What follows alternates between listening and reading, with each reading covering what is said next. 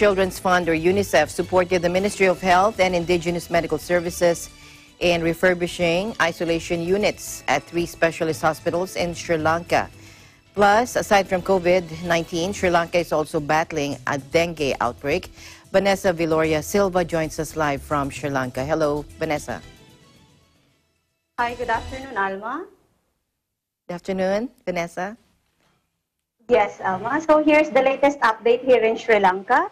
The United Nations Children's Fund supported the Ministry of Health and Indigenous Medical Services, NOH, in refurbishing COVID-19 isolation units at 3 specialist hospitals in the country as part of its ongoing efforts in responding to the pandemic.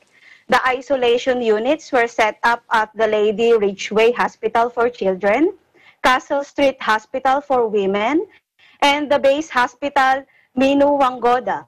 The hospitals were identified by the Ministry of Health as part of a rapid assessment for COVID-19 patient isolation and treatment purposes. UNICEF contributed with technical expertise and funding of nearly 5 million rupees from the government of Japan, while the construction expertise and labor for the refurbishment was provided by the Sri Lanka Navy.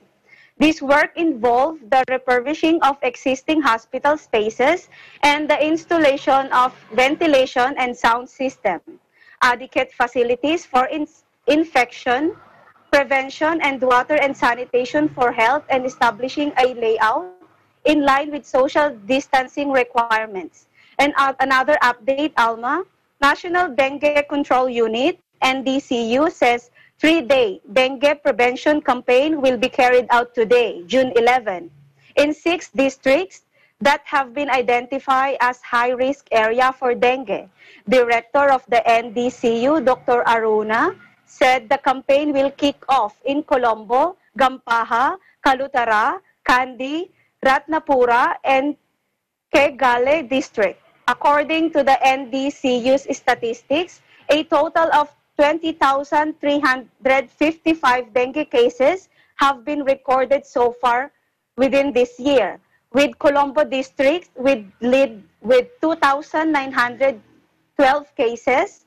1,238 dengue cases have been detected within the month of May.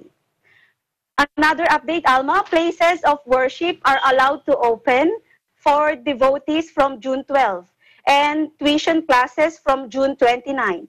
The Government Information Department said 50 devotees are allowed in a place of worship, while only 100 students are allowed in a tuition class.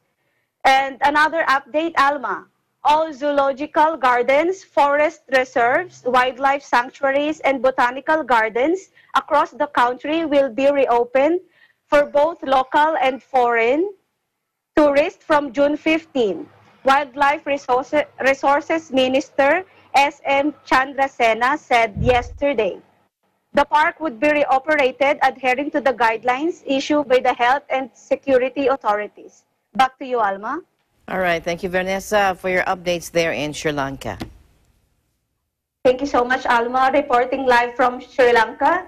This is Vanessa Viloria Silva, and we live in interesting times.